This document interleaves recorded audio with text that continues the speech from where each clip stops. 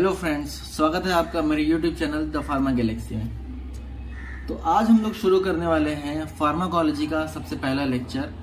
इसको definition of pharmacology, scope of pharmacology, ठीक है। तो इसमें हम पढ़ेंगे फार्माकोलॉजी क्या होती है, उसका स्कोप क्या होता है, उसकी क्लासिफिकेशन क्या होते हैं और उसके मेन जो ब्रांचेस क्या होते हैं, इसके बारे में हम लोग इसमें पढ़ेंगे, ठीक है।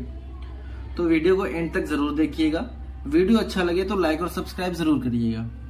तो चलिए वीडियो को शुरू करते हैं।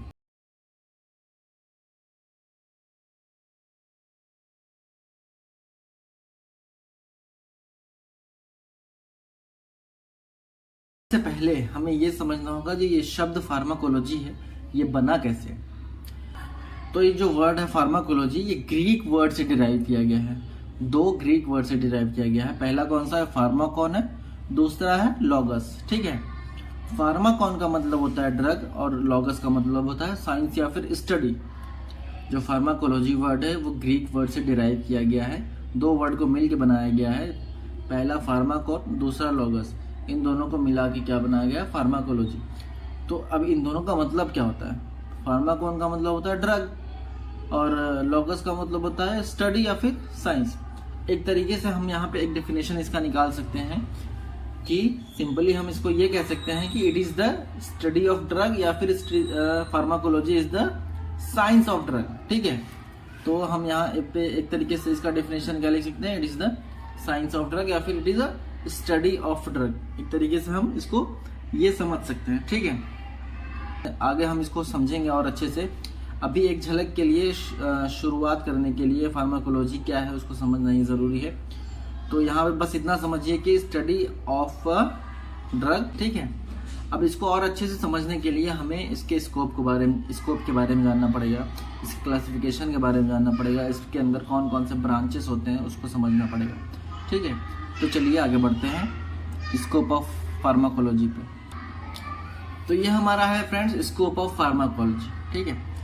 अब स्कोप ऑफ फार्माकोलॉजी में हर एक चीज एकदम स्टार्टिंग से समझाया है, एकदम अच्छे से, एकदम क्लियरली हर एक चीज स्टेप बाय स्टेप समझाता गया है। तो हम हर एक चीज स्टेप बाय स्टेप पढ़ेंगे, ठीक है। The study of internal process and function of living body is known as physiology, ठीक है। हमारे बॉडी के अंदर जितने भी इंटरनल प्रोसेस हैं, ठीक है, हमारे बॉडी के अंदर जितने भी इंटरनल प्रोसेस होते हैं या हमारी ऑर्गन जो भी फंक्शन करती है उसके बारे में स्टडी करना क्या होता है, फिजियोलॉजी होता है, ठीक है। फंक्शन कौन कौन सी ग्रोथ होती है, जो हमारे अंदर मेटाबॉलिज्म होता है, हमारे जो ऑर्गन्स कोई भी फंक्शन परफॉर्म करते हैं उसके बारे में स्टडी करना, या फिर हमारे इंटरनल प्रोसेस के बारे में स्टडी करना क्या होता है, फिजियोलॉजी होता है, ठीक है। Any alteration in this process that is abnormality in physiology. अब इस जो फंक्शन में या फिर इंटरनल प्रोसेस है उसमें कोई भी अल्टरेशन आ जाए, मतलब अल्टरेशन मतलब कुछ गड़बड़ी आ जाए, ठीक है। Any alteration in this process मतलब कि या तो इंटरनल प्रोसेस या तो function of the living body में कोई भी अल्टरेशन आ जाए, कुछ भी गड़बड़ी आ जाए, तो उसको हम क्या कह सकते हैं, एबनॉर्मलिटी इन फिजियोलॉजी। फिजियोलॉजी जो है वो एबनॉर्मल हो गई है, ठीक है। हमारी फिजियोलॉजी क्या है, एबनॉर्मल हो गई है, तो इसको हम क्या कहेंगे, डिजीज, ठीक है। अब एक तरीके से ये डिजीज का डेफिनेशन हो गया कि एनी अल्टरेशन मतलब कोई किसी भी तरीके की गड़बड़ी हमारे नॉर्मल फिजियोलॉजी में अगर हो रही है, वो एबनॉर्मल हो जा रही है, तो उसे हम क्या कहेंगे, डिजीज कहेंगे। एक एग्जांपल के थ्रू हम समझेंगे इसको, ठीक है। जैसे हमारे हार्ट का नॉर्मल जो हमारा हार्ट रेट है वो नॉर्मल क्या होता है, 72 बीट पर मिनट, ठीक है। ये सबको पता है, जिसको नहीं पता वो जान ले कि हमारे हार्ट रेट है जो हमारा नॉर्मल होता है वो 72 बीट पर मिनट होता है। अब किसी भी कारणवश, किसी भी वजह से जो हमारा हार्ट है उसमें मतलब हार्ट रेट है उसमें अल्टरेशन हो जाए, मतलब कि वो बहुत ज्यादा इंक्रीज हो जाए या फिर किसी वजह से वो बहुत ज्यादा डिक्रीज हो जाए, इंक्रीज और decrease in number of heartbeat per minute will be considered as abnormal physiology. किसी भी कारणवश अगर वो बढ़ जाता है या फिर घट जाता है तो उसको हम किस में कंसीडर करेंगे, एबनॉर्मल फिजियोलॉजी में। और उसको हम क्या कह सकते हैं, वो किसी डिजीज का सिग्नल है, ठीक है, या फिर डिजीज है, ठीक है। डिजीज का सिग्नल है या फिर कोई डिजीज है। अब देखिए यहाँ पे अगर कोई डिजीज है, ठीक है, उसके बाद क्या होता है कि the substance that will change the abnormal physiology making it normal, will be called as drug. मतलब कोई ऐसा सब्सटेंस जो एबनॉर्मल फिजियोलॉजी को नॉर्मल कर दे, समझ रहे हैं, मतलब ऐसा कोई सब्सटेंस जो एबनॉर्मल फिजियोलॉजी को नॉर्मल कर दे, उसे हम क्या कह सकते हैं, ड्रग कह सकते हैं। देखिए फ्रेंड्स, यहाँ पे एकदम एक स्टोरी की तरह समझाया गया, हर चीज़ कहानी की तरह समझाया गया, तो ज़्यादा अच्छे से आप लोग को समझ में आएगा कि हमारे बॉडी के अंदर जो इंटरनल प्रोसेस होता है, फंक्शन होता है, उसे हम क्या कहते हैं, फिजियोलॉजी कहते हैं। और उसके बाद अगर हमारे फंक्शन या फिर कोई इंटरनल प्रोसेस में किसी भी तरीके की गड़बड़ी आ जाए, अल्टरेशन हो जाए, तो उसे हम क्या कहेंगे, डिजीज कहेंगे। अब इसी डिजीज को, ठीक है, एबनॉर्मल फिजियोलॉजी को जो नॉर्मल कर दे, जो ठीक कर दे, उसे हम क्या कहेंगे, ड्रग कहेंगे। ठीक है, अब ड्रग क्या करता है, drug cause change in existing physiology और biochemical functioning of the body. मतलब जो डिजीज के दौरान जो फिजियोलॉजिकल प्रोसेस है, एग्जिस्टिंग फिजियोलॉजिकल फंक्शन है, वो क्या कर देता है, ड्रग वो चेंज कर देता है उसको। ठीक है, hence it is defined as, अब हम इसको इस तरीके से भी कह सकते हैं कि ड्रग एक ऐसा सब्सटेंस है जो used for diagnosis, cure and prevention of disease. समझ रहे हैं, मतलब ड्रग के डायग्नोसिस के लिए भी इस्तेमाल कर सकते हैं, उसके क्योर के लिए भी, और उसके प्रिवेंशन के लिए भी इस्तेमाल कर सकते हैं। किसके प्रिवेंशन के लिए, डिजीज के प्रिवेंशन के लिए। ठीक है, अब देखिए यहाँ फार्माकोलॉजी को हम अच्छे से समझेंगे। फार्माकोलॉजी क्या, मैंने पहले बताया था, ग्रीक वर्ड से डिराइव किया गया है। पहला फार्माकॉन, दूसरा लॉगस। फार्माकॉन का मतलब होता है ड्रग, लॉगस का मतलब साइंस या फिर study.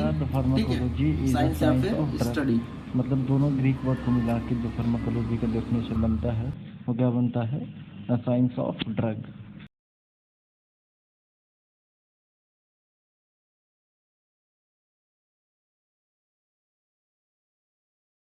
It mainly deals with the effect of drug on a living body. ठीक है, ये जो ज्यादातर वो डील किससे करता है, effect of drug on a living body. Also defined as a study of interaction between the drug and biological system. एक तरीके से ये भी कह सकते हैं कि इसमें हम क्या स्टडी करते हैं, कि इंटरेक्शन स्टडी करते हैं किसका, ड्रग और बायोलॉजिकल सिस्टम, मतलब हमारी बॉडी से और ड्रग के बीच में जो इंटरेक्शन हो रहा है उसके स्टडी करना क्या था, फार्माकोलॉजी। अब इसमें क्या क्या चीजें आती हैं, ठीक है, ये भी हम देख लेते हैं। It includes knowledge of history, source, biochemical and physiological effect, mechanism of action and therapeutic uses of drug. इसमें हम ड्रग के बारे में हर एक चीज पढ़ेंगे, उसकी हिस्ट्री के बारे में पढ़ेंगे, सोर्स के बारे में पढ़ेंगे, ये ड्रग कहाँ से आया है। ठीक है, बायोकेमिकल या फिर फिजियोलॉजिकल इफेक्ट क्या है उसका, हम ये भी पढ़ेंगे। उसका मैकेनिज्म ऑफ एक्शन कैसा है, काम करने का मैकेनिज्म कैसा है उसका। ठीक है, और थेराप्यूटिक यूजेस कैसा है उसका, इसके बारे मतलब इसके अंदर हम हर चीज पढ़ते हैं। ठीक है, अब इसके कुछ ब्रांचेस होते हैं। ठीक है, इसके कुछ ब्रांचेस होते हैं, उसके ब्रांचेस के बारे में हम लोग पढ़ लेते हैं। जो सबसे दो मेन ब्रांचेस है जिसके बारे में पूरी फार्माकोलॉजी बेस है, वो कौन कौन सा है, फार्मेकोकाइनेटिक, मैं यहाँ पे अलग से लिख के बता दे रहा हूँ। पहला है फार्मेकोकाइनेटिक और दूसरा है फार्मेकोडायनामिक।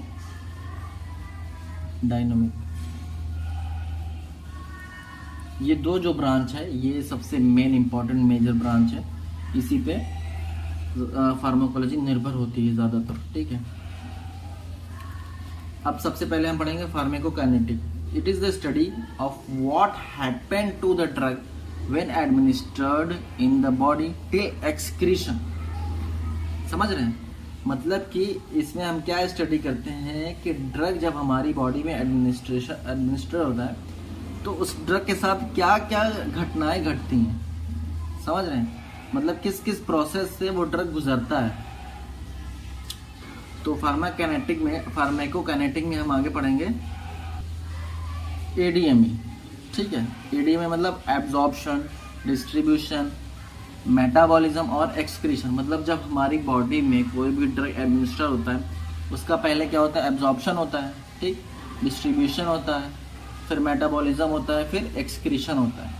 तो मेनली फार्मेकोकाइनेटिक किससे डील करता है, एडीएमई से डील करता है। मतलब कि हमारी बॉडी में एडमिनिस्टर्ड होने के बाद ड्रग के साथ क्या क्या घटनाएं घट रही हैं, हमारी बॉडी उसके साथ कैसा बर्ताव कर रही है, कैसा बिहेव कर रही है।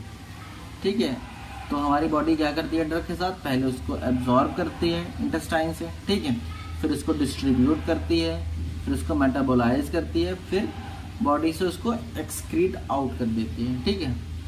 अब क्या है दूसरा, फार्माकोडायनामिक्स।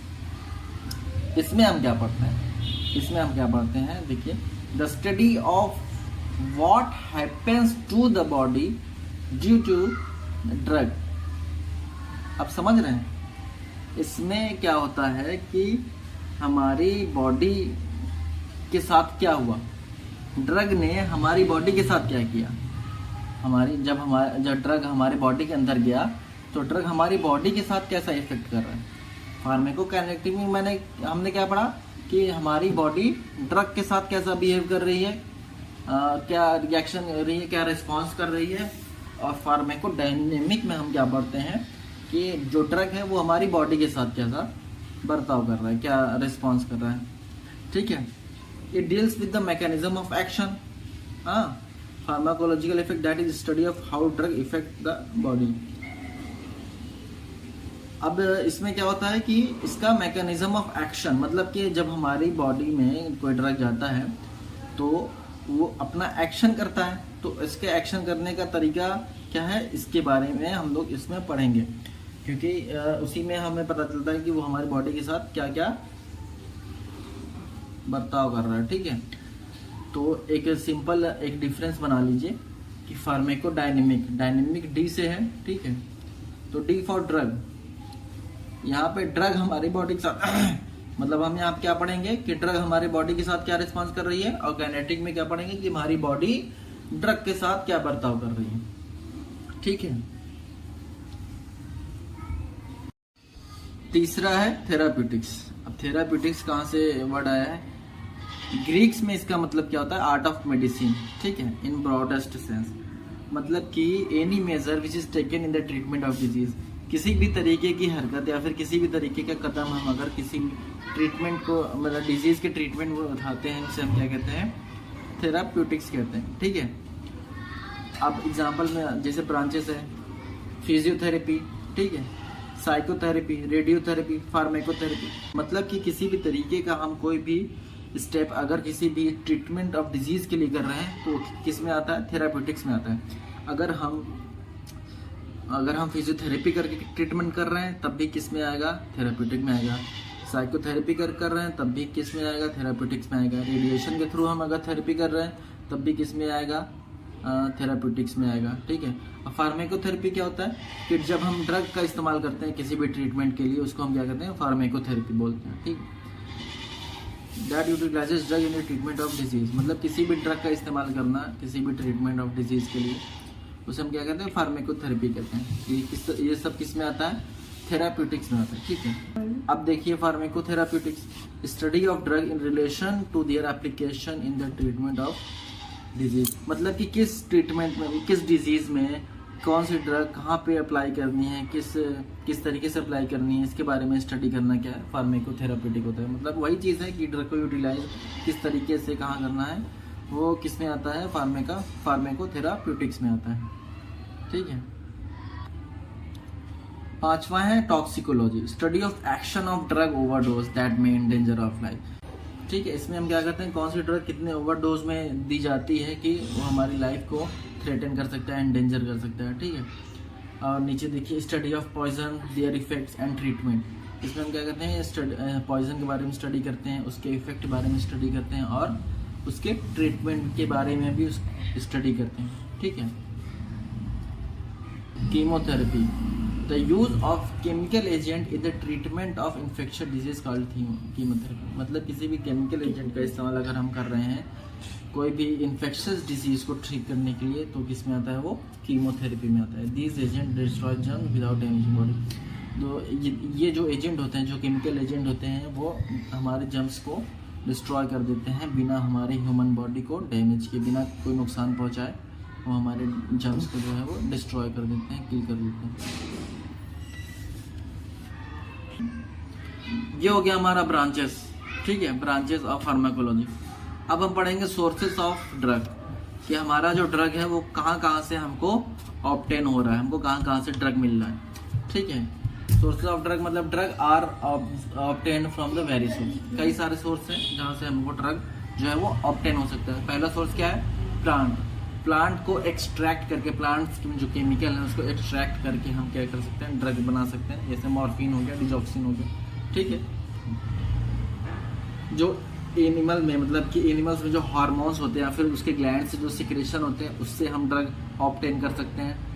मिनरल्स में जो कुछ एजेंट होते हैं उससे हम क्या कर सकते हैं? जो है ड्रग को ऑब्टेन कर सकते हैं। सिंथेटिक मतलब कि किसी भी केमिकल इंटरेक्शन को बना के, मतलब केमिकल इंटरेक्शन के थ्रू हम किसी भी ड्रग को ऑब्टेन करें, जैसे एस्प्रिन हो गया, ठीक है। केमिकल इंटरेक्शन करके हम अगर कोई ड्रग बना रहे हैं, मतलब सिंथेटिक मतलब खुद से बनाना, नेचुरली नहीं, खुद से बनाना, केमिकल इंटरेक्शन के थ्रू उसे हम क्या कहते हैं? सिंथेटिक बोलते हैं। माइक्रो ऑर्गेनिज्म से अगर हम कोई ड्रग को ऑब्टेन कर रहे हैं, ठीक है, माइक्रो ऑर्गेनिज्म से भी हम ड्रग को ऑब्टेन कर सकते हैं। जैसे हमारा पेनिसिलिन हो गया, एंटीबायोटिक्स हो गई, वो कैसी होती है? ऑब्टेन किससे बनती है? वो एंटीबायोटिक हमारी किससे बनती है? माइक्रो ऑर्गेनिज्म से ही बनती है। और किल किसको करती है? माइक्रो ऑर्गेनिज्म को ही किल करती है, ठीक है। तो ये हो गया हमारा सोर्सेज ऑफ ड्रग। अब आता है हमारा classification of drug. The drug can be classified on the basis of different criteria, ठीक है। ड्रग जो है वो डिफरेंट कैटेरिया में क्लासिफाइड हो सकता है, जिनमें से दो हैं, केमिकल स्ट्रक्चर या फिर फार्माकोलॉजिकल एक्शन, ठीक है। अगर हम फार्माकोलॉजिकल एक्शन में क्लासिफाई करेंगे तो इसमें 3 ग्रुप्स होते हैं: कीमोथेराप्यूटिक एजेंट, फार्माकोडायनेमिक एजेंट और मिसलेनियस एजेंट। कीमोथेराप्यूटिक एजेंट में क्या होता है? हम इसमें इन्फेक्शियस डिजीज को ट्रीट करते हैं, ठीक है। इन्फेक्शियस डिजीज या फिर कैंसर को ठीक करते हैं, ट्रीट करते हैं। जैसे एग्जांपल में हो गया सल्फा ड्रग हो गया, एंटीबायोटिक्स हो गए, ठीक है। फार्माकोडायनेमिक एजेंट क्या करते हैं? ये नॉन इन्फेक्शियस डिजीज को ट्रीट करते हैं, ठीक है। नॉन इन्फेक्शियस डिजीज को ट्रीट करने का काम करते हैं। और मिसलेनियस एजेंट क्या करते हैं? ये नार्कोटिक एनाल्जेसिक या फिर लोकल एनास्थेटिक्स, ठीक है, इन सब में काम आते हैं ये मिसलेनियस एजेंट, ठीक है। तो ये हो गया हमारे फार्माकोलॉजी का डेफिनेशन हो गया, उसका स्कोप हो गया। आई होप आपको ये वीडियो अच्छा लगा होगा। वीडियो अच्छा लगे तो लाइक और सब्सक्राइब ज़रूर करिएगा। ऐसे ही वीडियो मैं और डालता रहूँगा। इसके अगले वाले लेक्चर में हम लोग पढ़ेंगे रूट ऑफ एडमिनिस्ट्रेशन कैसे होता है। हम ड्रग में जब भी हम ड्रग हम लेते हैं तो किस किस रूट से ड्रग ले सकते हैं, इसके बारे में हम पढ़ेंगे, ठीक है। तो मिलते हैं अगले वीडियो में। धन्यवाद।